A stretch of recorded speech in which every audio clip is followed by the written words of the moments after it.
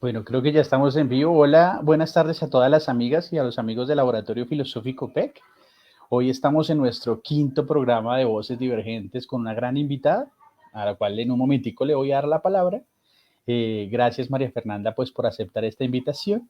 Hacer un pequeño paréntesis muy rápido antes de comenzar esta conversación, recordarles que pues el Laboratorio Filosófico es una propuesta educativa que se fundamenta en la filosofía y en otros saberes que también de los cuales la filosofía bebe, un poco una mirada de la filosofía de manera transversal o interdisciplinar. Para aquellas personas que se encuentren interesadas en saber qué hacemos, cómo lo hacemos, cómo nos organizamos, bueno, no duden en comunicarse con nosotros a los números 320-471-1838 o al 311-599-5163, que es el número del Frente de Educación Popular del Laboratorio Filosófico PEC, que es Grupo Escuela para el Barrio. Sean ustedes bienvenidas y bienvenidas a este espacio de conversación. Como lo he dicho en todos los espacios en donde hemos venido conversando, esto se trata de un baile y bueno, vamos a bailar. Siempre, María Fernanda, le advierto a las personas con las que vamos a conversar que yo piso y piso muy duro. Espero no pisarte mucho en esta conversación. Bienvenida, María Fernanda, te doy un espacio para que te puedas presentar. Hola Jefferson, muchas gracias. Me alegra mucho estar contigo y con todas las personas que están por ahí en este programa y en esta iniciativa del Laboratorio Filosófico. Yo no sé bailar muy bien, así que esperemos que se dé esta conversación de todas maneras. Y bueno, pues me dices que me presente. En las preguntas que me mandaste hablabas como de esto de quién es o quién eres. Y obviamente uno como que desde la filosofía se ha hecho esa pregunta muchas veces, que suele responderse con el nombre, ¿no?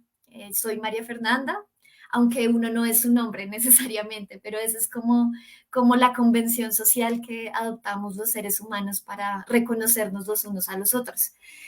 Y bueno, esto de quién eres me hacía pensar que en los últimos años me he definido mucho a mí misma o me he comprendido mucho a mí misma, sobre todo como un ser vivo. Eso parece como algo sencillo, pero es algo que sí me ha costado caminar bastantes años, reconocerme como un ser vivo que tiene como una vida que es frágil, que puede ser muy potente, pero a la vez es muy frágil, reconocer que como otros seres vivos tengo unas necesidades para que la vida pueda perseverar y que soy un ser humano también. Y eso es un gran camino poder reconocerse a uno mismo como ser humano e indagar por esa pregunta de qué es un ser humano, que es una pregunta que no es nada sencilla y que también es una experiencia que no es nada sencilla. Reconocerse a uno mismo como ser humano, como ser finito, como ser que habita la potencia, pero también la vulnerabilidad en muchas ocasiones, y un ser también que está en interacción con los otros, con lo otro que es humano, pero también con lo otro que está vivo, con todas las manifestaciones de la vida. Entonces, en resumidas cuentas, como un ser vivo de la especie humana, que se dedica básicamente al ámbito de las bibliotecas, sobre todo de las bibliotecas públicas, desde hace más o menos unos 6 años, pero también pues comprometida de manera vital con la educación, con la filosofía, a la que Uh -huh, también me he uh -huh. dedicado pues en los últimos años a estudiarla de manera formal, pero también a experimentarla en la vida diaria. Eso básicamente.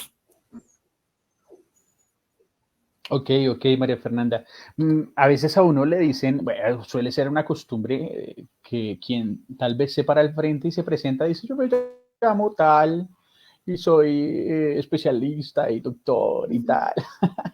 Y uno dice, chévere, chévere, chévere que pues que todo esto haga parte de lo que uno es como ser humano, ¿no?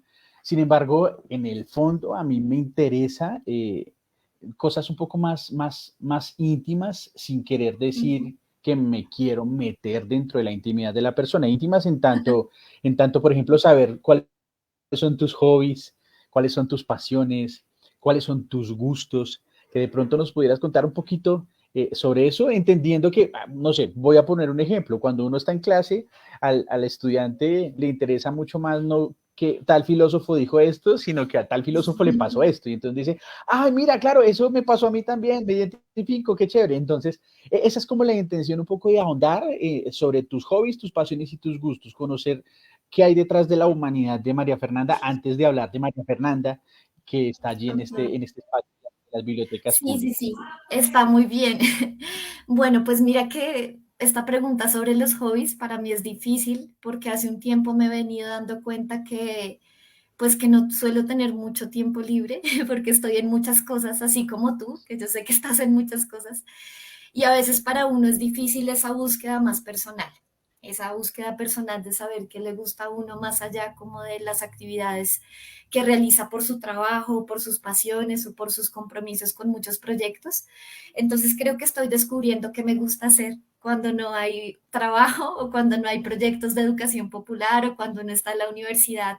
Ok, Entonces para mí es difícil pensar en hobbies, pero pues creo que me gusta sobre todo compartir y conversar con personas de diferentes espacios, no solamente académicos, sino personas que me he encontrado en el camino, en procesos educativos, comunitarios. Me gusta también mucho poder estar en interacción justamente con procesos comunitarios. Entonces, en mis tiempos libres visito algunos procesos de amigos, de compañeros, procesos de alfabetización. Me gusta, pues, por supuesto, ok, leer, escribir. El silencio también, estar en la biblioteca en silencio, aunque las bibliotecas son mucho más que silencio. Creo que para mí la biblioteca se asocia con un silencio que no es este silencio de obligarte a estar callado, sino como el ok, silencio de la contemplación, como uno de los pocos espacios sociales en los que uno todavía puede estar sin ese ruido que está en la mayoría de ok, los espacios. Entonces me ok, gusta mucho ok, eso. Y pues en términos de pasiones, en ese sentido de la pasión como algo que nos atraviesa, que nos mueve, que nos transforma y que incluso a ujú, veces nos hace sufrir porque nos afecta de manera muy intensa, está por supuesto el aprendizaje propio, el considerarme como una persona abierta a transformarse a partir de la interacción con el mundo y con nosotros, que es la forma en la que veo el aprendizaje y el aprendizaje de las otras personas, poder acompañarles en el aprendizaje y por supuesto la educación popular y las bibliotecas. Creo que son esas grandes pasiones que junto a la filosofía me han acompañado en los últimos años de la vida. ok. Ok, para Fernanda, permíteme hacer un pequeño paréntesis, invitar a las personas que nos están viendo, te cuento que en este momento están conectadas 10 personas, a que Ujú, reaccionen a esta conversación, dejando un like, un me gusta, un me enloquece o cualquiera de las anteriores, sobre todo porque en la medida en que reaccionan, al ser este un trabajo orgánico, da la posibilidad de ser más visible en la medida en que se reacciona. Y por supuesto también nos ayudan mucho en la medida en que nos colaboran compartiendo por medio de sus redes sociales, de tal forma que otras personas puedan un poco saber qué es lo que estamos haciendo, sobre qué estamos ujú, conversando en esta ocasión y sobre todo porque siento que nuestra conversación hoy es importantísima, ¿sí? ujú. Te cuento algo y es que a veces en estos espacios en donde trabajamos con padres de familia, a veces ellos nos dicen, oye Jeffer, una pregunta, pero ¿qué hacemos con nuestros muchachos en los tiempos libres? Y ahí es donde yo digo, clave, el trabajo que se está haciendo en las bibliotecas, en la red de bibliotecas de Bogotá, porque es que sí Ujú, hay bastante para hacer allí. Entonces, este es un espacio que le puede interesar no solamente a profes o a jóvenes, sino a muchas personas que se encuentren interesadas en saber qué está pasando en las bibliotecas públicas y por qué es importante. Por eso el título, ¿no? ajá. No te lo puedes perder o te lo estás perdiendo, dice el título. Entonces cierro el paréntesis y ya hay personas que comenzaron allí a reaccionar. Gracias, Ok, gracias. gracias. María Fernanda, una pregunta. Yo sé que Sí. estás en este momento estudiando filosofía, estás en tu Ujú, doctorado. sí. Quería preguntarte una cosa. Yo sé que entre compañeros no nos hacemos esta pregunta, pero ¿por qué filosofía? ¿Por qué Ok. escogiste filosofía? ¿Por qué doctorarse en filosofía? Habiendo tantas posibilidades, dijo una tía, así, hay tanto por hacer y usted filosofía. ¿Por qué filosofía, María Fernanda? Sí, sí, sí. Bueno, pues primero decirte que en el pregrado y en la maestría no estudié filosofía, estudié literatura e hice una maestría en educación. Sin embargo, creo que la filosofía ha estado presente en mi experiencia en la forma en la que me acerco al mundo, más que ser una disciplina del conocimiento, es una forma de aproximarme a la experiencia. Y me empecé a dar cuenta que en todos los espacios académicos y no académicos en los que estaba, solía pues hablar Ujú. de autores de filosofía, de autoras de filosofía, pero también que siempre me generaba como unas ciertas inquietudes sobre el sentido de hacer las cosas, el sentido de la acción, sobre de alguna forma los fundamentos de esas experiencias que tenía. Y ahí empecé a darme cuenta que era como respirar, algo muy natural para mí, como generarme una serie de cuestionamientos acerca del mundo y seguirlos desarrollando y seguirlos también pensando en relación con mi experiencia vital. Y pues ya cuando llega este momento en el que quiero hacer un doctorado, me doy cuenta pues que ya de manera autodidacta llevo un buen tiempo leyendo filosofía, especialmente filosofía latinoamericana, que es como la tradición de pensamiento que más me interesa.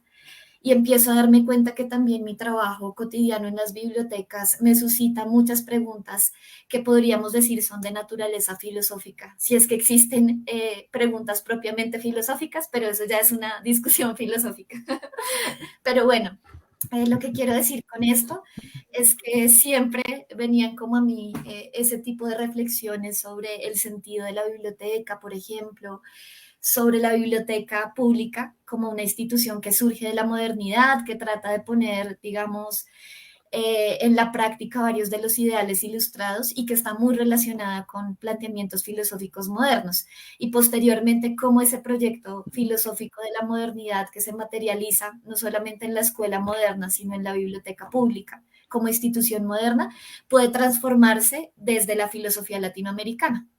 O sea, ¿qué bibliotecas para América Latina? Es una Ok. pregunta que me empiezo a hacer y que empiezo a poner en diálogo con la filosofía latinoamericana. Y bueno, ya cuando me di cuenta estaba metida mucho más en el mundo de la filosofía y pues decido empezar a estudiar y ahí voy Ok. como en la fase final escribiendo la tesis. Estás en tu trabajo ya de tesis en el doctorado. Sí, así Hay es. una cosa, hay una cosa que también tiene que ver un poco con las preguntas que hemos organizado para el espacio y justo tiene que ver con Ujú, eso que mencionas al final, pensarse bibliotecas para Colombia, para gente en Bogotá, sí, no para ujú, gente en Alemania o en Inglaterra o en Italia, sino para personas que habitamos un lugar bien particular, con unos fenómenos ujú, bien particulares y a los cuales hay que prestarle pues atención, ¿no? Y en ese sentido ujú, me surge esta siguiente pregunta. Cuando uno llega a los colegios diciéndoles, oye, uno golpea la puerta y les dice, oye, tengo una propuesta de trabajo formativo que se fundamenta en la filosofía, te miran como, ujú. desde la filosofía, uno se pregunta, ¿qué pasó con la filosofía dentro de los colegios para que no sea vista como uno la ve? O yo no sé si es que tal vez uno está equivocado y no nos hemos dado cuenta, pero hay una Ujú. especie como de reacción, por llamarlo de alguna forma, negativa hacia la filosofía. Justo hace un momento lo dialogaba con un gran amigo. ¿Qué pasa con la Sí. filosofía, María Fernanda? ¿Qué sucede con la filosofía? ¿Por qué tan reácidos a la filosofía? En últimas, ¿la filosofía sirve para algo, María Fernanda? Ujú. Uf, esa pregunta me la he hecho y me la han hecho muchas veces y tengo como dos posibles respuestas. La primera es que hay que preguntarse si las cosas tienen que servir para algo. Y creo que en un mundo como el Ok. nuestro, en el que pues estamos orientados sobre todo a fines utilitarios y a considerar las cosas porque sirven para algo, la filosofía podría ser una disciplina y una práctica rebelde porque le huye a ser instrumentalizada. Esa sería como una primera respuesta. O mejor, una pregunta, si tendríamos acaso que justificar tanto que la filosofía sirve para algo, porque creo que se dedican muchos foros y espacios académicos a tratar de justificar la existencia de la filosofía, lo cual es muy, digamos, muy loable y muy pertinente, pero creo que hay una discusión anterior y es si realmente tendría que servir para algo. Lo otro tiene que ver con la pertinencia de la filosofía, que creo que es una pregunta diferente a la pregunta de servir o de ser útil. Y la pertinencia de la filosofía yo creo que tiene que ver primero con la relación que se establece entre la filosofía y la vida, cómo la filosofía es un ejercicio y es una práctica, más allá de ser una disciplina, que se hace con el propósito de vivir mejor, de alguna manera, o del buen vivir, diríamos desde los pueblos latinoamericanos. O sea, como desde una visión no necesariamente moderna occidental de la filosofía, no separaríamos el pensamiento de la vida y por tanto el ejercicio de la filosofía nos permitiría crear una vida mejor o una vida más digna, ¿sí? Y creo que también la filosofía, ya vista como una disciplina del conocimiento, está en el fundamento de todas las disciplinas. Y es un constante preguntarse que pueda actualizar el sentido mismo de la vida y de las otras disciplinas del conocimiento. Entonces, por ejemplo, si nosotros vemos no sé, temas de actualidad como la inteligencia artificial sin filosofía quedan desprovistos de sentido y probablemente pueden llegar a ser muy peligrosos porque están desprovistos justamente de preguntas sobre el sentido, la importancia y los límites, por ejemplo, del uso de la inteligencia artificial. Entonces yo creo que la filosofía es un constante cuestionarse que nos permite remover de manera constante también los fundamentos de todas las cosas, de nuestra experiencia como seres humanos, de las disciplinas del conocimiento, y en ese sentido resulta fundamental para la construcción de conocimiento y desde una perspectiva un poco más vitalista para construir alternativas de vida. O sea, si la filosofía se entiende de alguna manera como un preguntarse y un atender a la vida que nos lleva a remover un poco los sentidos y a construir nuevos sentidos, podría resultar una experiencia y una práctica de gran valor para potenciar nuestra vida como seres humanos.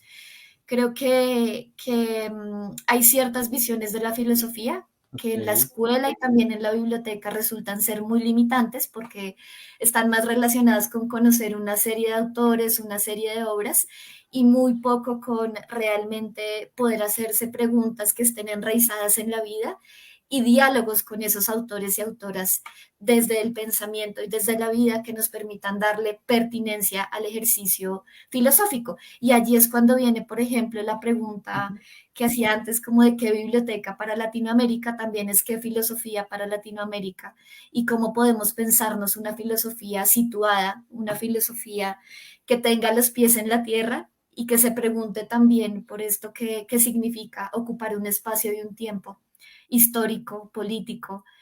Y bueno, creo que por ahí va, aunque es una pregunta bien Ok, difícil, sin duda. ok.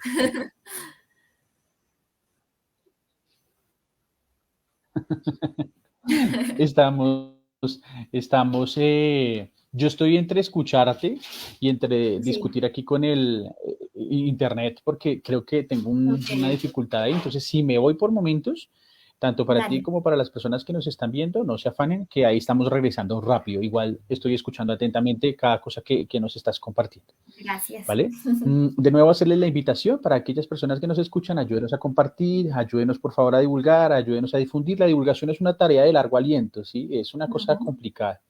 Y pues si hacemos virales ciertas acciones que uno dice, ¿cómo se va a hacer viral eso? ¿Sí? Como mirar una mosca. Pues, ¿por qué no hacer viral el trabajo de profesoras y profesores que en Colombia están haciendo cosas muy interesantes y que vale la pena conocer? ¿Sí? Entonces, ayúdenos por favor a difundir. Bueno, María Fernanda, yo te escucho y, y- y también pienso en aquellas personas que me han dicho cosas como lo siguiente. Bueno, no quiero hacer de un caso particular y Sí, decir, no, esto es la generalización, esto pasa en todos los casos, no quiero hacer eso, pero sí me genera inquietud porque no es algo que se escuche solo de una persona, sino lo he escuchado de varias personas y es una especie como de desesperanza frente a la educación. ¿Sí? Es ujú, decir, uno llega hoy a los colegios y hay desesperanza en los profesores, hay desesperanza en el estudiantado, hay una desesperanza en la educación porque en últimas, a propósito de las preguntas por el sentido, ujú, como que necesitamos replantearnos cuál es el sentido de la educación, ¿cierto? ujú. Y tal vez replanteándose el sentido de la educación, tal vez volvamos a encontrar lo que Freire llamaría eso, ¿no? Esperanza en la educación, esperanza. ¿Qué es para ti la enseñanza, María Fernanda? ¿Qué es para ti, en últimas, la educación, si se quiere? ¿Sí? ¿Qué es para ti la formación humana? ¿Mm? Ujú. ¿Crees en la educación? Cuando alguien nos dice, por ejemplo, no, no es que no todo es educación, ¿no? Alguien afirma por ahí, los peores líderes y dirigentes del mundo también se han educado y han sido los peores líderes y dirigentes. La educación entonces nos garantiza un futuro. Esas serían como esas dos preguntas. ¿Crees en la Ujú. educación y la educación nos garantiza un mejor futuro? ¿Tú cómo lo ves, María Fernanda? Ujú. Bueno, sí, creo en la educación y creo en la medida en que hago educación, porque creo que la creencia no es algo abstracto, sino es algo que se va conquistando y construyendo en el día a día y que además no está fija. Hay esperanza, hay desesperanza, y hay un caminar constante en el que uno también como educador tiene que dejarse habitar por la desesperanza, por la frustración, por el aburrimiento, porque también somos seres humanos que habitamos esas emociones. Pero en un sentido general, sí creo en la educación porque he vivido experiencias sumamente, digamos, conmovedoras y transformadoras de mi ser en el marco de la experiencia educativa, tanto propia como acompañando la experiencia de otros. Y cuando haces esta pregunta o cuando afirmas mejor este tema de la desesperanza frente a la educación, pues habría que preguntarse si es una desesperanza frente a la educación o frente a las instituciones tradicionales de la educación, por ejemplo, la escuela, que además es una construcción Ok, histórica que tiene un momento de emergencia en la historia de la humanidad y que no ha sido la única alternativa para educarnos. Es decir, la escuela creo que sí está en una crisis y también nuestro mundo está en una crisis de sentido en el que no es fácil hallarle justamente como un sentido a nuestra vida y tampoco creer en muchas alternativas de futuro por diferentes motivos. Pero creo que la escuela tiene justamente, como tú decías, que reconfigurarse e incluso para algunos desaparecer como institución para darle lugar a otras maneras de educarnos. En ese sentido, yo creo en otras maneras de educarnos, creo pues profundamente en la educación en un sentido freiriano, como tú lo mencionabas, ahora pues aludiendo a Freire, como un proceso y una experiencia dialógica que nos pone en diálogo con el mundo, en diálogo con los otros y que nos permite potenciar o desplegar nuestras potencialidades humanas. Es un poco pues como esto que decía Freire de llegar a ser más, de poder desplegar todo lo que nosotros podríamos ser hacia el futuro y con los otros. Creo entonces pues en esa experiencia de diálogo que además es transformador en un sentido intelectual pero también afectivo. Es decir, creo en cómo nosotros, los seres humanos, podemos tocarnos los unos y a los otros, afectarnos los unos y a los otros desde la relación pedagógica y creo pues profundamente en que todos los seres humanos tenemos unas potencias que desarrollar que no han podido ser desarrolladas por diferentes barreras y desigualdades políticas, por ejemplo, desigualdades también a nivel económico, culturales, barreras de acceso a diferentes alternativas de educación que han impedido que pues despleguemos nuestras posibilidades como seres humanos en el mundo. Entonces, en ese sentido, creo que la educación es un acto político porque lleva siempre a dimensionar cuáles son esos factores y esas barreras que impiden que los seres humanos puedan desarrollar su potencialidad. ¿Sí? Es decir, como que nuevamente desde una ok, perspectiva ok. freudiana, pues no se puede hablar de educación aislada de las circunstancias sociales e históricas por las que atravesamos como seres humanos y bueno, en ese sentido, pues creo en una educación también, como no en abstracto, sino en educaciones que están desarrollándose en diferentes espacios-tiempos y diferentes proyectos educativos. En ese sentido, no le atribuiría a la educación siempre un valor positivo o afirmativo, Ok, porque hay proyectos educativos con los que no estoy de acuerdo, formas de educarse con las que no estoy de acuerdo y otras que sí. Entonces diría que creo ujú, en la educación, si se entiende por ello una educación dialógica, situada, contextualizada, horizontal, que reconoce los saberes de todas las personas Ujú. y profundamente humanista y vitalista, es decir, que cree en las potencialidades humanas y en el reconocimiento de todas las formas de vida en interacción. Y por eso creo que sí se justifica la desesperanza cuando uno habla de proyectos educativos que están en crisis y que han demostrado pues que no nos conducen necesariamente a un mejor vivir o a un buen vivir, sino que han exaltado pues una serie de valores y Ok. sentidos que han hecho que nuestro mundo esté en crisis, por ejemplo, la crisis del medio ambiente, del cambio climático, pero también la crisis ética profunda de la ausencia de sentidos que orienten nuestra acción en el mundo. Eso. Ok, has mencionado, a propósito de buscar sentidos, Ujú, respecto a la educación, has mencionado varios lugares de enunciación, ¿no? El ambiental, tecnologías, pensarse ujú, educaciones situadas que yo la entiendo como situación contextualizada. eh, ujú. digamos, has nombrado varios lugares importantes que le pueden dar justo eso, ¿no? Un horizonte más amplio al sentido que debe tener la educación. Y a propósito de eso, me interesa, y aquí entramos ya con BiblioRed y con el sistema de bibliotecas de Bogotá, porque me interesa Sí. lo que está pasando en las bibliotecas de Bogotá. Sí, es decir, Ujú, uno va por un libro a una biblioteca y encuentras una programación impresionante de personas que sí. alrededor de la formación, de apuestas estéticas, del arte, del teatro, etcétera, etcétera, pues están haciendo unas programaciones impresionantes. ¿Cómo es eso? Cuéntanos un poquito sobre BiblioRed, ¿sí? ¿Cómo nace esta idea de BiblioRed, ¿sí? Ujú. Y quién está detrás de toda esta programación, ¿sí? Porque uno no puede pensar que sea una o dos personas. Creo que es un equipo grande planeando cosas Bastante. que en su gran mayoría tienen que ver con... Sí, es mucho, es mucho. Entonces tú ves, Ujú, por ejemplo, la franja horaria del sábado, de 10 a 11 tal cosa, de 12 a 1 tal cosa, de 2 a 3 tal cosa, a las 5 tal cosa. O sea, uno dice, es harto, es bastante. ¿Quién está detrás? ¿Qué es BiblioRed? Cuéntanos sobre BiblioRed ujú. primero y quién está detrás de toda esta organización y ejecución de estos programas tan amplios. Listo. Te voy a contar sobre el sistema de bibliotecas de Bogotá y luego sobre BiblioRed específicamente. Entonces, pues te Ok, cuento que el sistema de bibliotecas hace parte de algo que se llama la Dirección de Lectura y Bibliotecas de la Secretaría de Cultura de Bogotá. Entonces, en la Secretaría de Cultura existe como esta área que se encarga de potenciar diferentes proyectos en la ciudad relacionadas con las prácticas de lectura, ujú, escritura, oralidad y las bibliotecas. Y uno de los grandes proyectos, quizás el más conocido de esta ok, dirección, es BiblioRed, que es la red de bibliotecas públicas de Bogotá.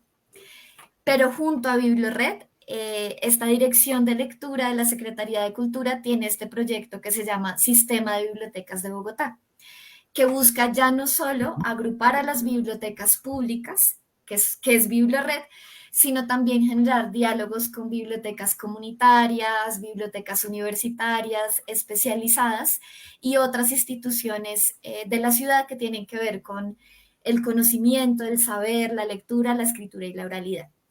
Entonces yo en este momento trabajo en el sistema de bibliotecas, específicamente en temas de formación y de gestión comunitaria, para generar sí, diversos proyectos en los que se articulan estos tipos de bibliotecas, en los que puede trabajar una biblioteca comunitaria con una universitaria, una biblioteca carcelaria con una universitaria, etcétera. Entonces lo que hacemos es buscar esos diálogos y esas interacciones.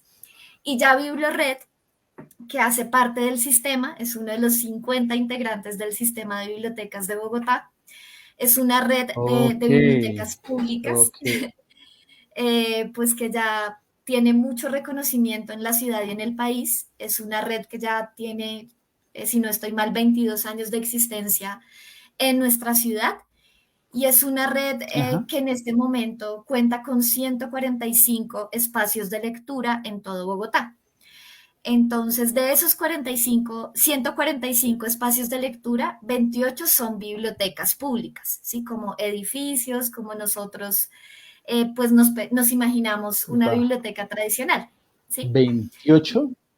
28 bibliotecas públicas, pero 145 espacios de lectura. Es decir, que aparte de las bibliotecas, Biblored Ok. cuenta con otros espacios en los que tenemos libros, actividades de mediación de lectura, como tú decías, programación cultural para niños, jóvenes, adultos, adultos mayores, y que son pues estas 12 biblioestaciones que hay en Transmilenio, que seguramente algunos las habrán visto por ahí. Son unas pequeñas bibliotecas que quedan ubicadas en estaciones de Transmilenio de la ciudad. Son 12 en toda la ciudad. Y también tenemos las P's, que son unos puntos de lectura amarillos con una P gigante, que tienen también colecciones de libros en parques, plazas de mercado y en diferentes Ujú. lugares no convencionales donde están ubicadas las bibliotecas. También tenemos un bibliomóvil que lleva pues colecciones de libros y actividades a toda la ciudad, dos bibliotecas itinerantes, salas de lectura, entre ellas salas de lectura LGBTI, que son como de las últimas que se han abierto en la red, y la Biblioteca Digital de Bogotá, que es una gran biblioteca que recoge materiales digitales de otras bibliotecas digitales de la ciudad. Entonces es un gran proyecto, como ustedes ven, en el que trabajan alrededor de unas 600 personas en toda la ciudad, bibliotecarios, mediadores de lectura, auxiliares de biblioteca, en el que tenemos una programación permanente que no solo está relacionada con el libro, sino con otras maneras de aprender, de conocer, con la escritura, con la oralidad, Ujú. como decías tú, con las artes. En las bibliotecas se hacen exposiciones, se hacen conciertos, bueno, se hace de todo en una biblioteca. Y pues eso es Biblored, es el gran proyecto bibliotecario público de nuestra ciudad de Bogotá. Carambas, pero es que es bien Sí, amplio. Es bien amplio y jamás me sí. imaginé que fueran más de 20 bibliotecas. Es decir, yo contaba en Ujú, mis cuentas pequeñitas, contaba tal vez 10, máximo ujú. 11, pero más de 20 bibliotecas es bastante. ¿Sí? Así Incluso es. estaba pensando, mientras que mencionabas la cantidad de bibliotecas, pensaba en que hay también bibliotecas, por ejemplo, que han llegado a lugares en donde antes un libro no llegaba, ¿no? Estoy pensando, por ejemplo, en estos barrios como Bellaflor, El Paraíso, ¿no? Allá hay una biblioteca, está el Museo de la Ciudad Autoconstruida, Sí, sí, o, sí. muy invitadas y invitados todos a visitar el museo, que es una cosa Sí. maravillosa. Entonces, son bastantes y el trabajo es bastante. Claro, ya entiendo un Ujú. poco lo que mencionabas respecto a la primera pregunta de con tanto trabajo, hasta ahorita estoy pensando como en cuáles son mis hobbies, cuáles son las cosas que me gustan hacer, porque claro, eso es bastante trabajo lo que hay detrás de Ujú. todo esto. Sí, sí, Cómo sí. sobrevives? ¿O cómo vives? ¿O cómo, no sé cómo preguntar? Cómo haces? No, no, no, pues obviamente sí hay tiempo para otras cosas, pero pues yo creo que detrás de Biblored hay muchas personas, muchas personas comprometidas con este proyecto bibliotecario. Muchas personas pues que creemos en el poder que tienen las bibliotecas, la cultura, la educación. Entonces, sí, Ok. pues creo que como tú lo decías, ha sido pues un camino de muchas personas, de muchas generaciones ya como sosteniendo este proyecto bibliotecario y de los usuarios y usuarias que son como la principal razón y el principal destino de estos esfuerzos bibliotecarios. Y pues como mencionabas, pues uno de los objetivos, no el único, ha sido poder ampliar la cobertura de las bibliotecas, o sea, que las bibliotecas puedan estar en lugares que antes no estaban y puedan estar Ok. allí con servicios y programas que sean pertinentes para cada espacio. Entonces, lo que ahora mencionabas de la Biblioteca Pública El Mirador, de las bibliotecas en zonas rurales de Bogotá, porque Bogotá yo me atrevería a decir es que es una ciudad más rural que urbana. Entonces, tenemos la Biblioteca de Sumapaz, la Biblioteca de Pasquilla, que son pues relativamente nuevas dentro Ujú. de este proyecto. y pues últimamente también la incorporación de bibliotecas en espacios de privación de libertad a BiblioRed, que ya pues está la biblioteca Cárcel Distrital y próximamente las bibliotecas de la Caramba. cárcel La Modelo y el Buen Pastor van a pasar a integrar esta gran red de bibliotecas públicas. Epa, Ujú. esto es un proyecto bien ambicioso. Uy, es grande. Porque para quienes nos escuchan, a manera de chisme, les quiero contar que el Laboratorio Filosófico tiene un frente de educación popular, se llama Grupo Escuela Pal Barrio. Es decir, a propósito de eso que mencionabas hace un instante, de qué bibliotecas para Latinoamérica y qué filosofía para Latinoamérica, justo Grupo Escuela para el Barrio nace con esa necesidad, es decir, Ujú. eh, creo que hay que buscar palabras que entendamos, que nos permitan entendernos sin dejar la rigurosidad filosófica a un lado. ¿Sí? Y en ese sentido es necesario, o se nos hizo a nosotros necesario, crear un espacio en el que pudiéramos encontrarnos, hacer filosofía, pero con palabras del diario, del día a día, sin dejar, insisto, de lado la rigurosidad filosófica. Por ejemplo, la pregunta por el sentido de las cosas, Ujú. ese es una tarea importante dentro de lo que se hace en Grupo Escuela para el Barrio, ¿no? Entonces, sí, claro, Grupo Escuela para el Barrio acompaña procesos de formación, de alfabetización, por dar un ejemplo, pero ¿por qué leer? ¿Sí? ¿Qué sentido Ajá. tiene escribir? ¿Sí? Es como en lo que está en el fondo, es el sustrato de la Ujú. acción que ejecuta el Grupo Escuela para el Barrio. Y trabajando en el barrio Tocaimita, en la localidad de Usme, la Universidad Distrital, con los estudiantes de la licenciatura en educación infantil, se montaron una biblioteca pluricultural en el barrio Tocaimita. Ajá. Y ese es el chisme, ¿no? Allá fue donde yo conocí a María Fernanda, ¿sí? Sí. Alguna vez hicimos un post visibilizando esto que estaba haciendo la Universidad Distrital y en ese post pues hablábamos con María Fernanda de cómo vincular esta biblioteca rural a este trabajo que están haciendo y desde allí venimos no solo conociéndonos, sino también trabajando en pro bueno, ¿qué se puede hacer? ¿Qué se puede hacer? ¿Cierto? Entonces, ¿cuál es tu mirada, María Fernanda, y lo has mencionado desde que arrancamos la conversación, cuál es tu mirada de la educación popular? ¿Qué relación existe entre la filosofía y la educación popular? ¿Sí? ¿Y cuál es el papel del sistema de bibliotecas de Bogotá en la educación popular? ¿Cuál es la tarea que está cumpliendo? ¿Qué objetivos se han trazado? ¿Cómo la ven la educación popular? ¿Con qué ojos la ven? Ujú.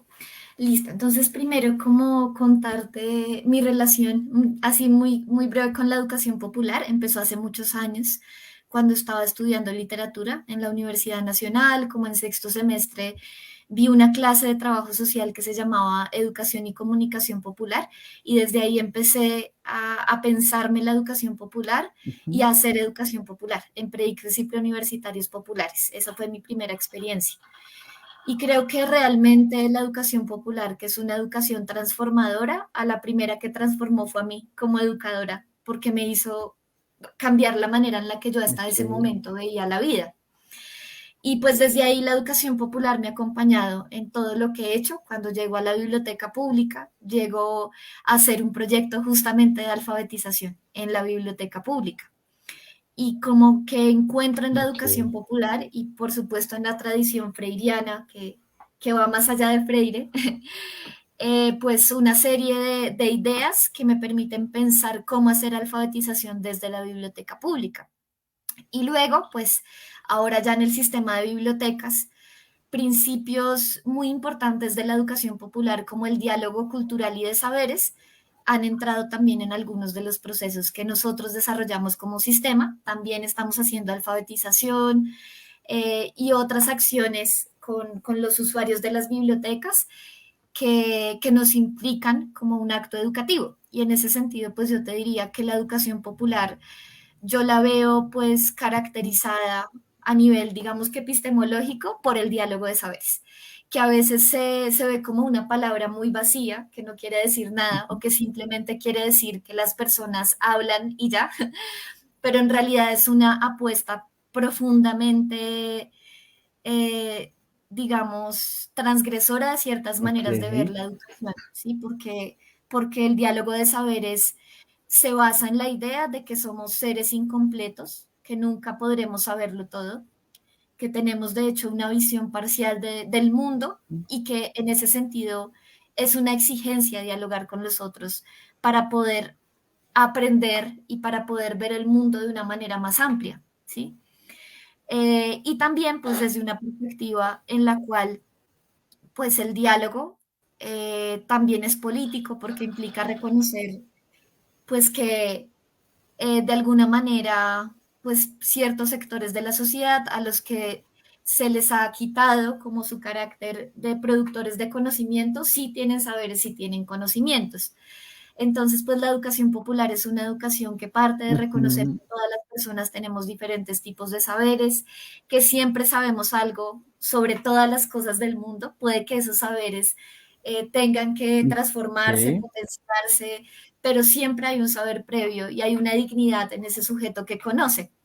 Y también hay una serie de metodologías y de formas que se han ido construyendo en la tradición de la educación popular para que ese diálogo pueda hacerse efectivo, ¿sí? Entonces esa sería como una de las características de la educación popular, pues según lo que acá nos preguntan qué se entiende por educación popular.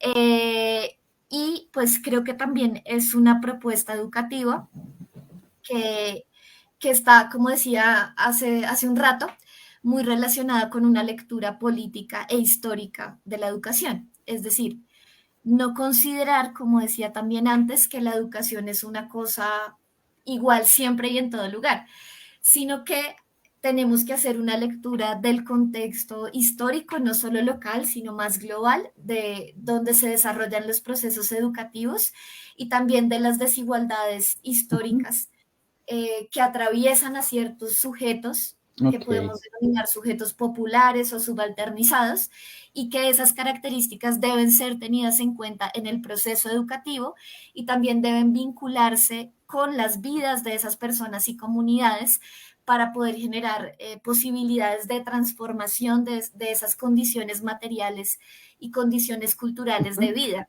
¿sí? Entonces es una educación que piensa mucho en cómo buscar futuros posibles que puedan llegar a ser críticos y transgresores frente a la forma en la que nosotros vivimos. Por eso es una educación que es política. Ok.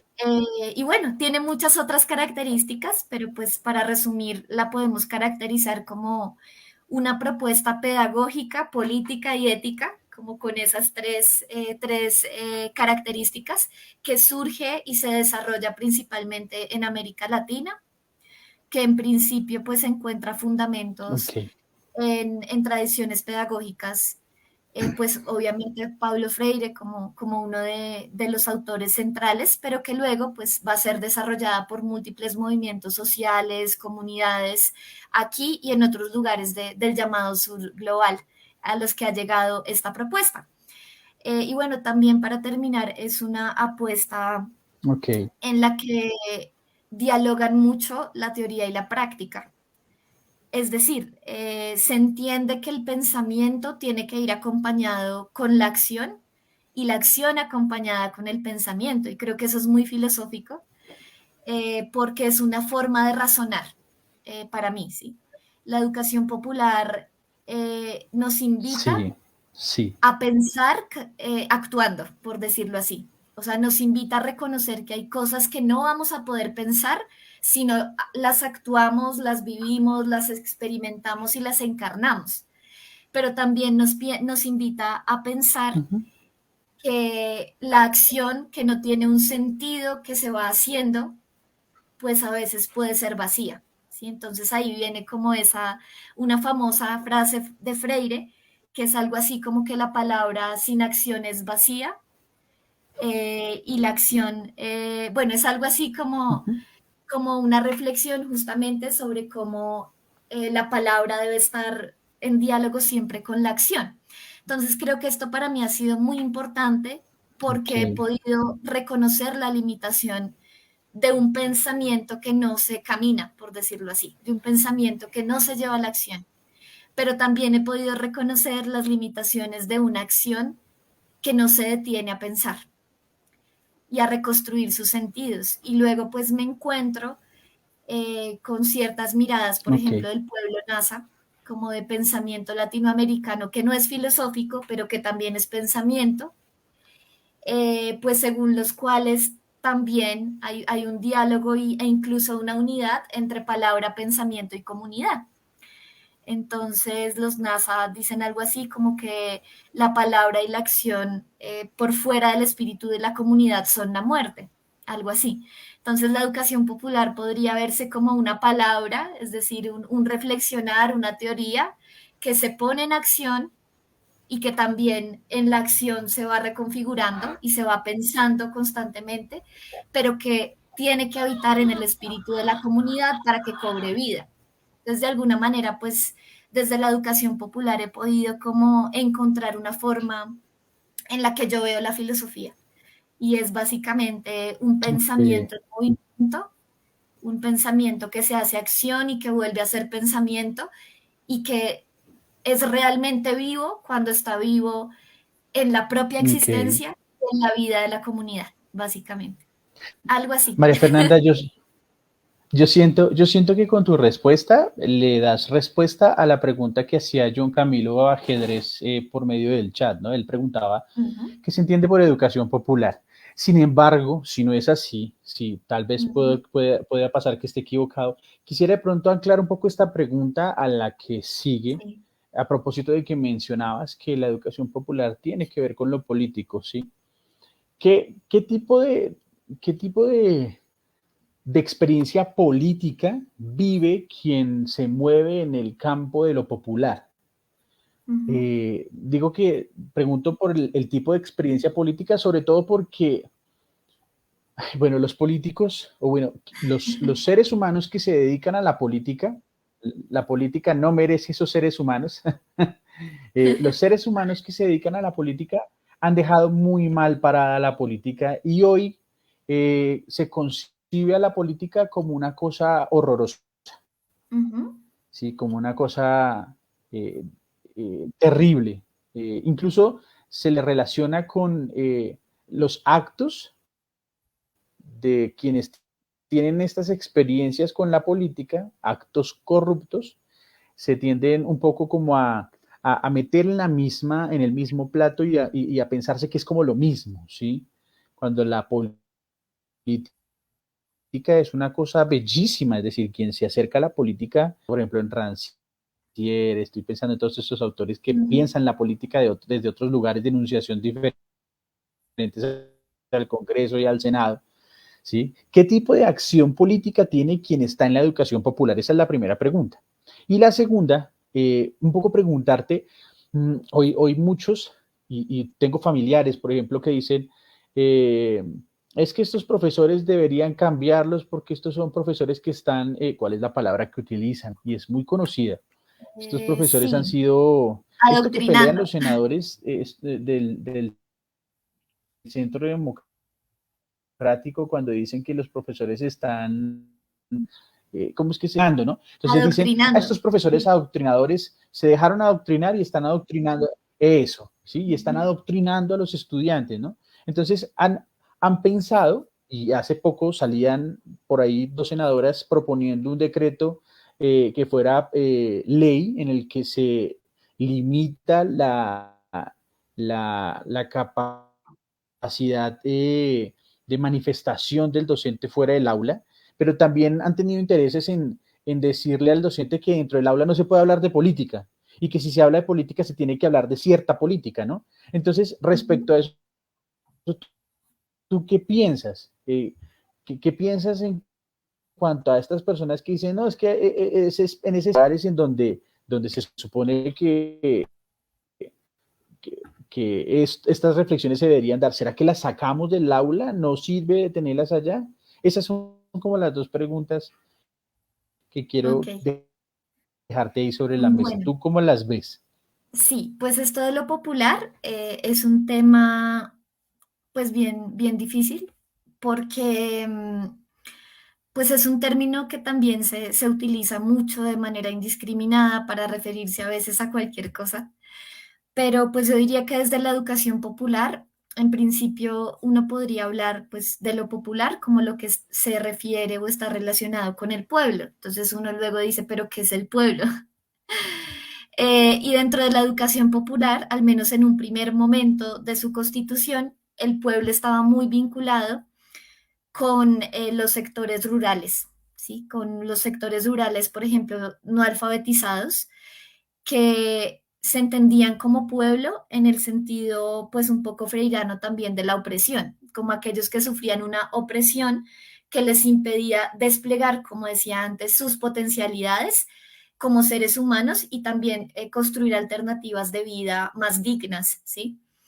Pero luego, en un proceso de reconfiguración histórica de la educación popular, empiezan a surgir otros sujetos que se reconoce que también tienen una serie de opresiones. Es decir, que el oprimido ya no solamente va a ser la persona no alfabetizada o no va a ser solamente, por ejemplo, el obrero, sino que dentro de los oprimidos también hay otro tipo de sujetos, como por ejemplo las mujeres o por ejemplo las opresiones que tienen que ver con temas de raza, es decir, la clase, la raza y el género, como sistemas de opresión que llegan a constituir lo que conocemos como pueblo. Entonces la educación popular se va a interesar profundamente por esas subjetividades, por esas personas que han sido excluidas históricamente, que han sido ubicadas en un puesto subalternizado, por eso decía subalternidad, no es que sean subalternos, sino que han sido convertidos en subalternos a partir de unos procesos históricos. Entonces, los educadores populares optamos por trabajar en especial con estas personas y con estas comunidades a quienes les han sido negadas pues muchas cosas, que incluso les ha sido negada su humanidad en el pasado. ¿Sí? Por ejemplo, cuando hablamos de pedagogías relacionadas con temas de raza y todo este tema colonial, pues hubo a muchas personas a las que se les negaba incluso su humanidad misma, ¿no? Entonces, dentro de la educación popular o los educadores populares, si tomamos una decisión consciente y una opción por trabajar con determinadas poblaciones que han sido sujetas de opresiones múltiples y opresiones que también están en interacción, porque ya empieza a interactuar la clase con la raza, con el género. Y pues aparte de esta visión de lo popular, pues la educación popular también tiene como una tradición o unos principios más pedagógicos que tienen que ver con esto que te Ujú. mencionaba del diálogo de saberes, de la forma de reconocer esos saberes que todas las personas tenemos, incluso las personas que no leen ni escriben, son sujetos de saberes, o sea, todos lo somos de alguna u otra manera. Tiene pues unas apuestas metodológicas y esto que decías de lo político, pues lo político yo creo que tampoco es cualquier cosa, que no todo es político, como se dice a veces, pero que lo político de la educación popular tiene que ver primero con el hecho de reconocer que existen estas opresiones, porque a veces en los procesos educativos nosotros vemos a todas las personas como iguales en el sentido de no Ujú. reconocer sus particularidades a nivel histórico y político. Entonces nosotros llegamos a un espacio educativo y básicamente no nos interesa quiénes son esas personas y qué opresiones Sí, las así es. atraviesan. Entonces la educación popular tendría como uno de sus primeros pasos ese reconocimiento de esa situación histórica y esas opresiones que atraviesan a las personas con quienes trabajamos y las que nos atraviesan a nosotros mismos como educadores o Ok, educadoras. ¿Sí? Y creo que en otro sentido, pues lo político podría entenderse pues de una manera como muy general, no solo como las actividades electorales para elegir a unos representantes en el marco de la democracia representativa, sino también como formas de asociación con otras personas para procurar el bien común o básicamente para procurar que la vida pueda sostenerse. Es decir, hacemos política para poder alimentarnos, para tener servicio de ok. salud, para tener servicio de educación, ¿sí? Entonces yo creo que las acciones que nosotros como seres humanos de manera asociativa realizamos para tener una vida más digna y para poder perpetuar nuestra vida como especie son actividades políticas, ¿sí? Una de ellas es el gobierno, es la administración de la vida desde el Estado, pero otras son las formas comunitarias de gestionar y de reproducir y producir la vida, como diría el filósofo latinoamericano Enrique Dussel, que creo que mi visión de lo político está Ujú. muy anclada pues en este filósofo. Y creo que la educación pues es claramente una de esas maneras de trabajar por perseverar y por reproducir y producir la vida de una sociedad, ¿sí? Creo que la educación sola no puede garantizar cambios importantes en la sociedad, porque la educación siempre está en relación con las otras dimensiones de la Sí. sociedad. Por eso, pues a mí me gusta mucho el nombre de esta, digamos, tradicional Asociación de Educadores Populares de Colombia, que se llama Dimensión Educativa, que son como pioneros de la educación popular en nuestro país, con personas como la maestra Lola Sendales, y ellos le ponían dimensión educativa porque estaban pensando un poco que lo educativo es una dimensión de la transformación social o de la revolución o de lo que queramos llamar, pero no es lo único. Es decir, que Ujú. los educadores populares también tenemos que entrar en diálogo con otras personas que están en otras dimensiones de la transformación, por ejemplo, generar redes, generar Ujú. frentes de educación popular mucho más amplios que nos permitan tener incidencia en otros ambientes, en lo estatal, por ejemplo, pero también crear alternativas mucho más amplias de educación popular. Es el caso de Argentina, que tiene grandes organizaciones de Sí. bachilleratos populares, en donde la acción política ya no está situada únicamente en el espacio, digamos, educativo popular de la relación pedagógica, sino también en la generación de organización social, es decir, de comunidad política que pueda interpelar a quienes están pues en las instancias gubernamentales e incluso estatales. Entonces creo que hay Ujú. muchos niveles o escalas de lo que puede ser la acción política para un educador popular, que van desde su interacción pedagógica, como cara a cara con los otros, hasta su Sí. participación activa en organizaciones y movimientos sociales mucho más amplios.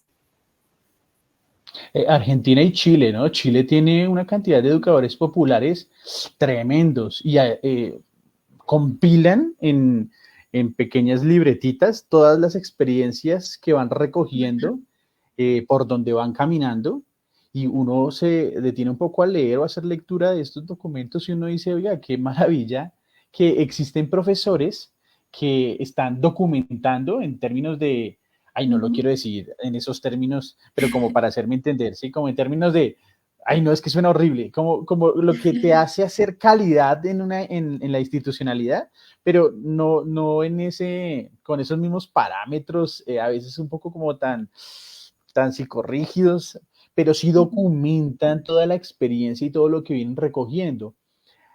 Hace poco, por ejemplo, de un profe, eh, eh, él tenía un textico en donde hablaba recogiendo su experiencia, tenía un textico donde hablaba del trenzado en el cabello de la mujer afro, Ujú. del trenzado como, ¿cómo se le llama? Como ritual de sanación para la Ujú. mujer afro, ¿no? Y uno dice, oiga, qué vaina tan bella y qué ignorante es uno respecto a ese tipo de costumbres, a ese tipo de cosmovisiones, a ese tipo de formas de sanación que no tienen que ver con ir al médico, sino tienen que ver con que yo diálogo con otra persona y mientras que me trenza el cabello, yo voy ajustando mi vida, voy recogiendo mi vida, y es una experiencia bellísima, porque a propósito de eso, del trenzado, es que el Ujú. profe podía decir, bueno, y hacía como comparaciones, ¿no?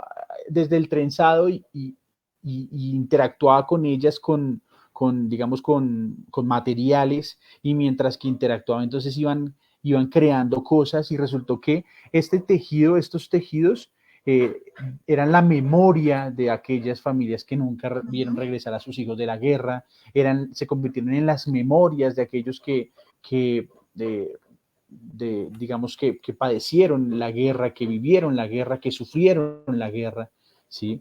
Me refiero en específico, hay un movimiento de mujeres afro que hace este trabajo que es bellísimo. Ella se llama La Comadre, así la pueden buscar en redes sociales. Tienen una vaina que se llama Couture, el artesanar.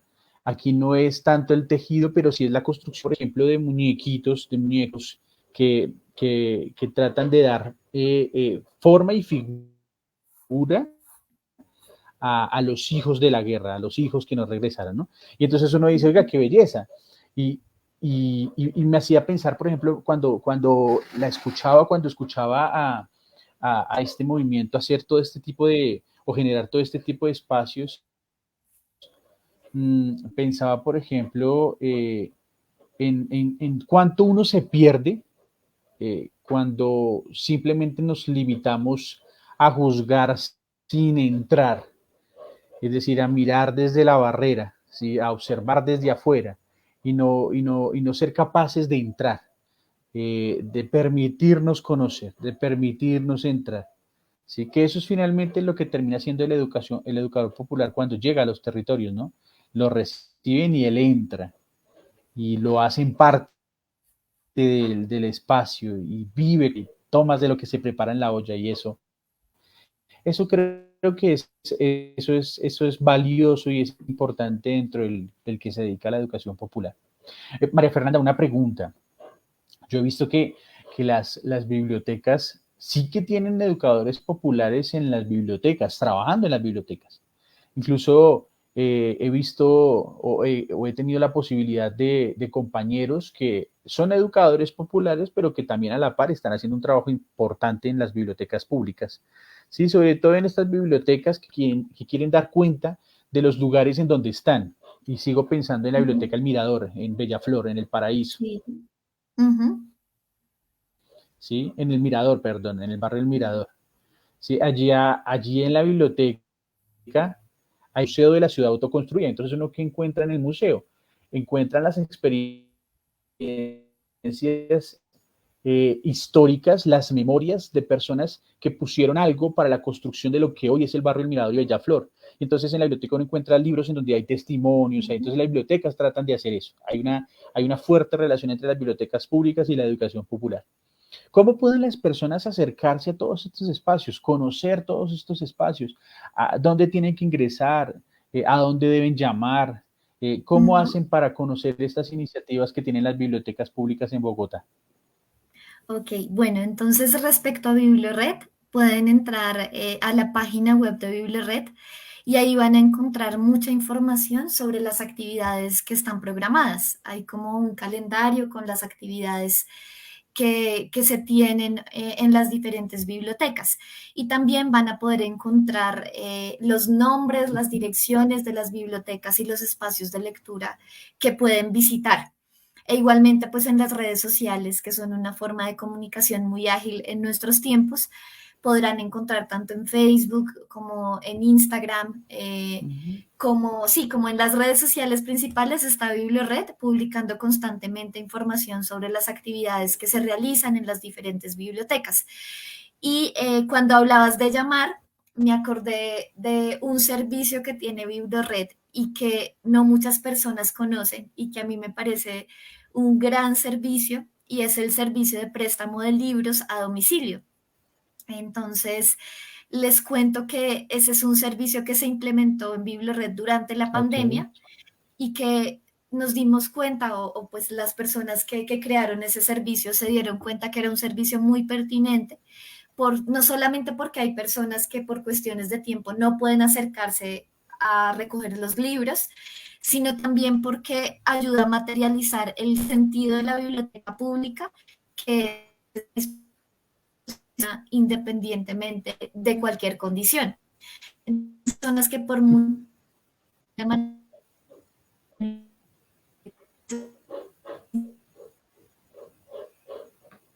sus los libros y los materiales de lectura. Entonces yo los invitaría a que puedan acceder a este servicio, por ejemplo, que también nos permite sacar en préstamo pues películas, música, otro tipo de materiales aparte de libros. Y por supuesto a conocer las bibliotecas, que además son espacios físicos que son pues muy lindos y muy acogedores. Varias de las bibliotecas están construidas cerca de parques, por ejemplo, las bibliotecas mayores o más Ujú. grandes de Bibliored, como la Biblioteca El Tintal, el Tunal, la Julio Mario Santo Domingo, varias de ellas tienen en las inmediaciones parques, entonces son lugares perfectos para esa interacción entre lo que conocemos como naturaleza y lo que conocemos como cultura, aunque no es tan así, pero bueno, son Ujú. espacios en los que uno puede estar pues muy tranquilo en una sala de lectura, pero también participar de un taller, conocer a otras personas. Si uno no sabe leer y escribir, hay programas de alfabetización. Sí, Si no sabes usar el computador, también puedes ir a aprender a usar el computador. Como les decía antes, hay conciertos, hay exposiciones.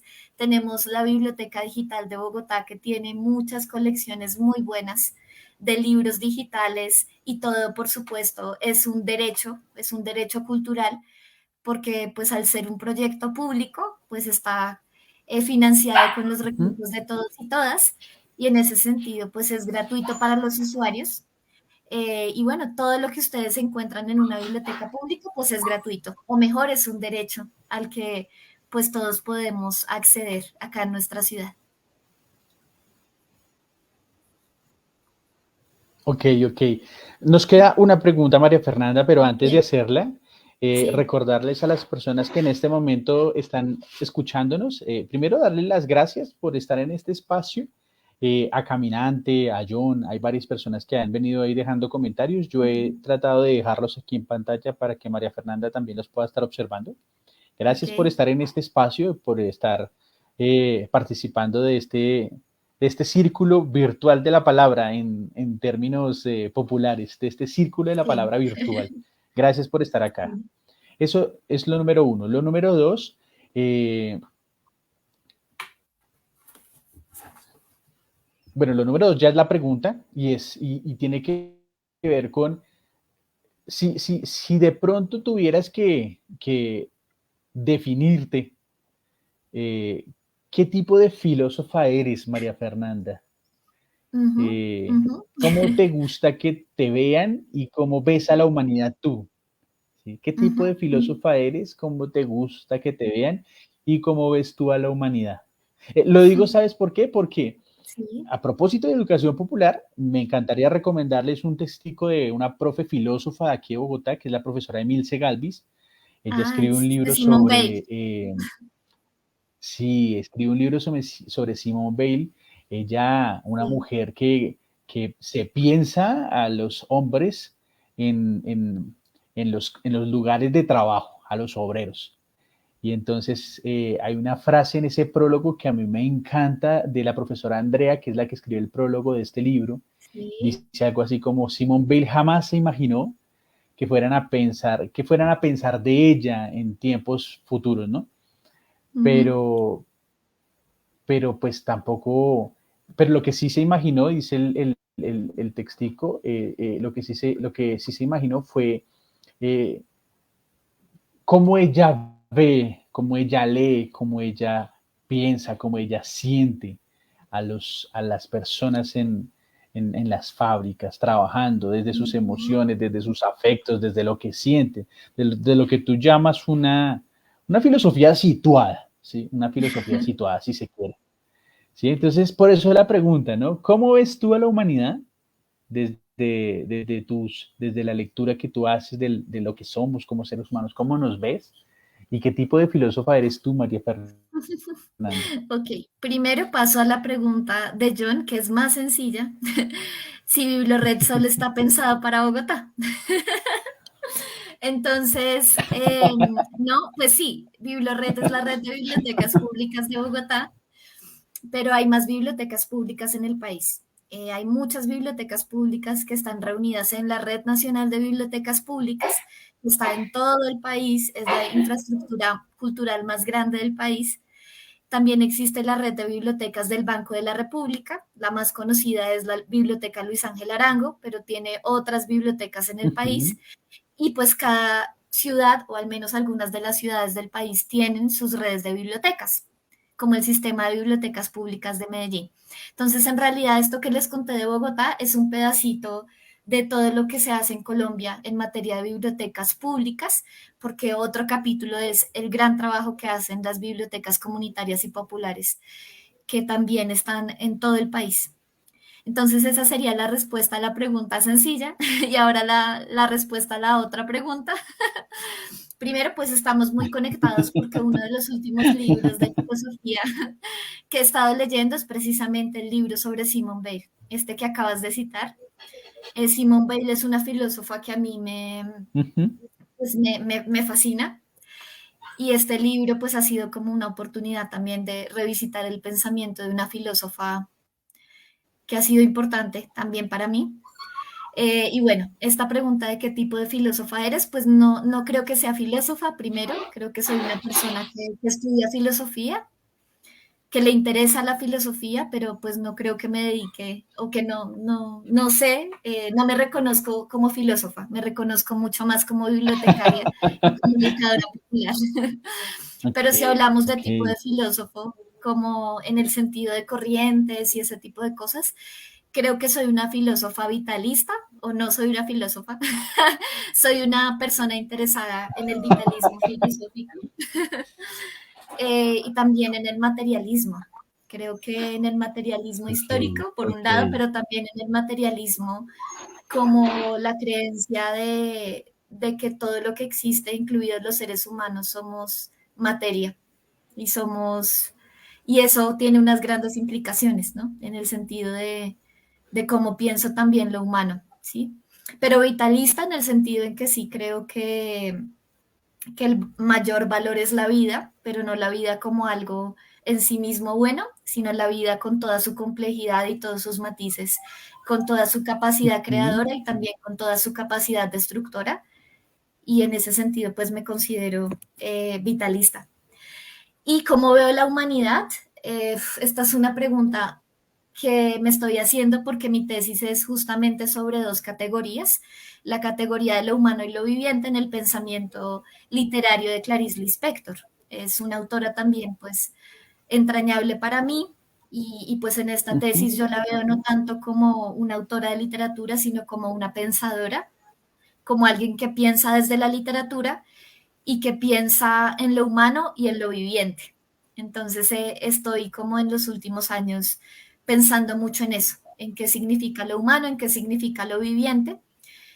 Y creo que una de las respuestas parciales tiene que ver con el reconocimiento de la fragilidad y de la vulnerabilidad como núcleos de la experiencia humana. Reconocer nuestra finitud, reconocer el mundo de los Ujú. afectos, reconocer lo que tenemos en común con otros seres vivos como aquello que nos hace humanos. Entonces, un poco la pregunta moderna era, ¿qué nos diferencia de los animales no humanos? La pregunta que a mí me interesa es, ¿qué nos asemeja a ellos? Y cómo en esa semejanza, en esa aproximación a los animales no humanos, encontramos allí lo que más nos hace humanos, paradójicamente. Entonces, creo que lo que más nos hace humanos es reconocernos vulnerables, reconocernos interdependientes de todas las formas de lo vivo, reconocer nuestros límites como especie, reconocer que nos vamos a morir y todo ese reconocimiento es lo que configura radicalmente nuestra experiencia como seres humanos y como seres vivos. Para resumir un poco. Sí, Yo te decía en el correo que te escribía que tu sí. trabajo valía mucho la pena divulgarlo, ¿sí? Porque para que la historia no sea contada siempre por los vencedores, sino que ahora haya un equilibrio a la historia, creo que en ese sentido las bibliotecas sí que tienen una tarea y un trabajo bien importante y bien especial. Por Ujú. eso, que hayan personas como tú detrás de toda esta organización, detrás de toda esta planeación, detrás de toda esta ejecución es importantísimo, porque hoy más que nunca las bibliotecas le están abriendo las puertas a que se cuenten las historias de los que históricamente se dieron por perdedores o se etiquetaron como perdedores o como vencidos. sí, si se quiere, en términos de lo que Walter Benjamin llamaría los vencedores y los Sí. vencidos. Entonces, de verdad, María Fernanda, que muchísimas gracias por el trabajo que haces. Qué rico Ujú. haberte tenido en este espacio. Yo hoy voy a dormir con una sonrisa y con los ojos abiertos mirando al techo porque justamente es todo este trabajo de todas estas personas eh, te hacen pensar a propósito de que citaste varias veces a Paulo Freire en que existe la posibilidad de que las utopías se hagan reales. Gracias, María Ujú. Fernanda, por tu No, trabajo. gracias a ti y diría pues gracias por nuestro trabajo, como el de los bibliotecarios y bibliotecarias. Creo que uno habla de uno, pero está hablando de muchas personas a la vez que hacen eh, posibles las bibliotecas en todo el país, en todo el mundo. Eh, y como dices, pues el tema de las utopías para mí es sobre todo un compromiso con el presente, como con hacer de la vida diaria una vida más digna para todos y todas. Y creo que esa utopía pues se va caminando hacia el futuro, pero también está en el presente. Está en cada conversación, en cada palabra, en cada encuentro con el otro, en la educación popular.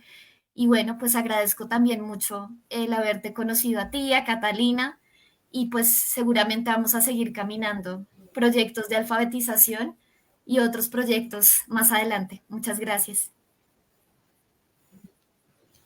Gracias a ti por haber aceptado la invitación y a todas las personas que nos escucharon, a quienes se mantuvieron hasta el final. Muchísimas gracias. Insisto en lo que decía hace un instante, ¿no? Si hemos hecho virales a quien mueve el dedo, ¿por qué no hacer viral a las personas que hacen posible que la educación eh, siga caminando en otros horizontes y buscando otros sentidos? Eso es importante y creo que eso también vale la pena hacerlo viral. Eh, para aquellas personas que se quieran comunicar con nosotros, con el Laboratorio Filosófico, no se les olvide, 320-471-1838, ese es el número del Laboratorio Filosófico. Tenemos un frente de educación popular, quienes quieran hacer parte de este frente como voluntarios, como donantes, etcétera, etcétera. Cuando hablamos de donantes, hablamos de personas que compran libros para donarlos, sobre todo libros que van dirigidos a la infancia y a la primera infancia. Ahorita estamos apoyando. Existe ya una biblioteca en el Cauca y estamos en la organización de enviar unos libros para niños menores de 10 años. Entonces, niños que hacen parte de la Guardia Indígena, niños que tienen unos Ujú. liderazgos clarísimos allí en la comunidad del Cauca eh, y profesores muy, muy, muy involucrados en los procesos de formación de estas niñas y de estos niños, de esta niñez. Eh, y que se encuentran también muy preocupados porque la guerra todavía sigue llevándose a los niños para la guerra. Entonces, están buscando fortalecer un lugar, una biblioteca que le han llamado El Nido, es una biblioteca rural, para allí van esos libros. Tenemos en este momento un total de 10 libros completamente nuevos, bonitos. Otro chisme que cuento es que María Fernanda nos contactó con Lucas de la librería Mr. Fox, para Sí. quienes de pronto quieran hacer parte de esta donación, pueden comunicarse con Lucas y con la librería Mr. Fox. Allí venden los libros que son los apropiados para poderlos enviar. Entonces, en la segunda, tercera semana de septiembre vamos a estar haciendo este envío. Insisto, para quienes quieran hacer parte, pues con mucho gusto, pues comuníquense con nosotros. El laboratorio filosófico también ofrece talleres, experiencias inmersivas. Todo esto es un trabajo que se hace al interior no solamente de instituciones educativas, sino también de empresas, si estamos trabajando con universidades. Aquí en Ujú. ese mismo número también pueden comunicarse con nosotros. La tarea de nosotros es seguir trabajando pues por el valor de la experiencia. El laboratorio lo conforman profes.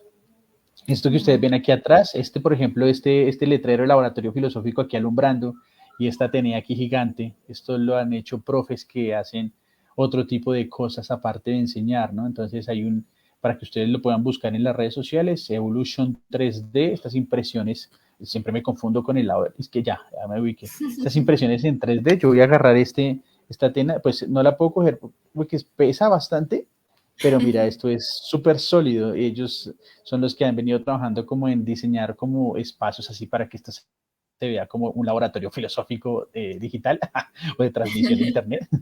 Entonces, invitadas, invitados para que ustedes también puedan un poco ver el trabajo que hacen estos profes en este sentido, ¿no? Evolution 3D. Gracias, María Fernanda. De verdad, Gracias a eres muy ti, muchas amable. gracias. Bueno, muchas gracias. Quiero, espérame que dejaron un último comentario. Ah, Jenny Ujú, Quintero. Sí, Jenny, lo que necesites, aquí están nuestras manos. ujú. Sí, sirven para servir, no sirven para nada más. Cuando se remueve, Fernanda, quiero pedirte que te quedes Claro, un momentico para hablar de dos cositas y listo. De resto perfecto, a los demás, listo. muchísimas gracias y recuerden, somos el Laboratorio Filosófico por el valor de la experiencia. Gracias.